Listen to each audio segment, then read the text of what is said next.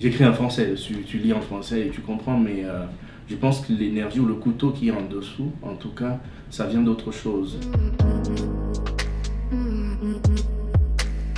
C'est tenter d'autres images ou d'autres forces.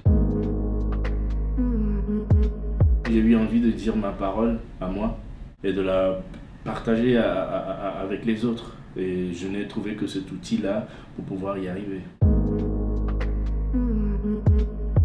Quand j'écris une pièce du théâtre, je ne l'envisage pas comme quelque chose qu'on va représenter sur un plateau. Ça reste juste un geste d'écriture destiné à être lu et ça s'arrête là. Donc la reconnaissance d'une pièce de théâtre, pour moi, en tout cas dans ce cadre-là, serait comme toute autre œuvre de littérature, c'est que ça soit lu par beaucoup de personnes et que ça rencontre les sensibilités.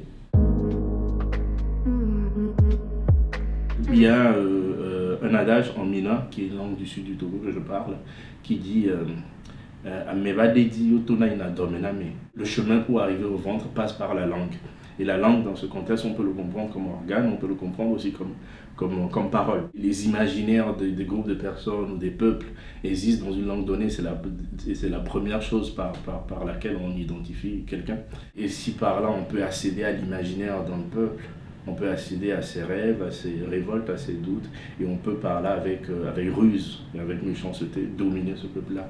Et donc la libération, donc inversement, peut passer aussi par le langage. C'est utopique, mais j'y crois. Le signal, qui a d'autres noms suivant les endroits, qui est un collier fait de plusieurs objets répugnants, que l'instituteur met au cou de l'élève qui a été surpris en train de parler sa langue natale au lieu de s'exprimer en français. C'est un phénomène ou un objet qui a existé en Bretagne, en Occitanie, aussi dans l'Empire colonial que la France dominait en tout cas politiquement et militairement. Donc transmettre, il s'agit d'un jeune garçon qui hérite du signal parce qu'il a parlé sa langue natale dans la classe. La règle, du coup, dans l'école, c'est qu'il faut surprendre un autre camarade ou une autre camarade dans la même situation et lui remettre le signal. Le personnage principal qui hérite du signal, qui s'appelle Ditri, refuse. La pièce s'ouvre sur le moment où le signal a disparu. Il s'agit bien évidemment de la question de la langue, et précisément de la langue française, et puis l'histoire qu'elle a, comment la francisation de la France s'est faite, et puis dans l'Empire colonial aussi, un peu c'est tout cela que ça traverse. Mais avant tout, il s'agit d'une question d'héritage, et comment cet héritage-là vient agir sur notre vie, ou sur le cours des choses, dans le parcours individuel des gens, de choses qui existent dans un autre temps, qui va te tomber dessus sans que tu n'aies la possibilité de l'accepter ou de refuser cette chose-là.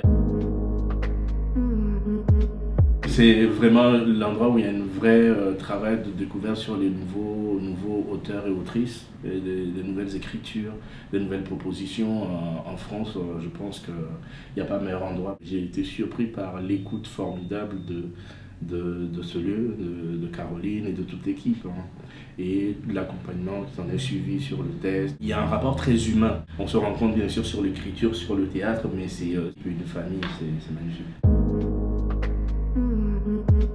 Ça, j'y crois pas du tout. Mais à des niveaux individuels, en tout cas, que ça provoque quelque chose en nous, on transforme le regard qu'on porte sur une situation, qu'on porte sur un lieu, qu'on porte sur une personne. Ça peut agir à cet endroit-là.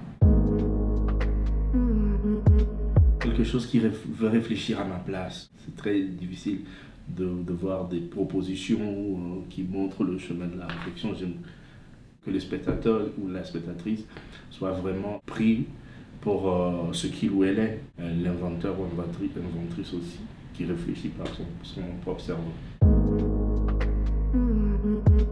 J'aime l'endroit où ça vient transpercer le cœur.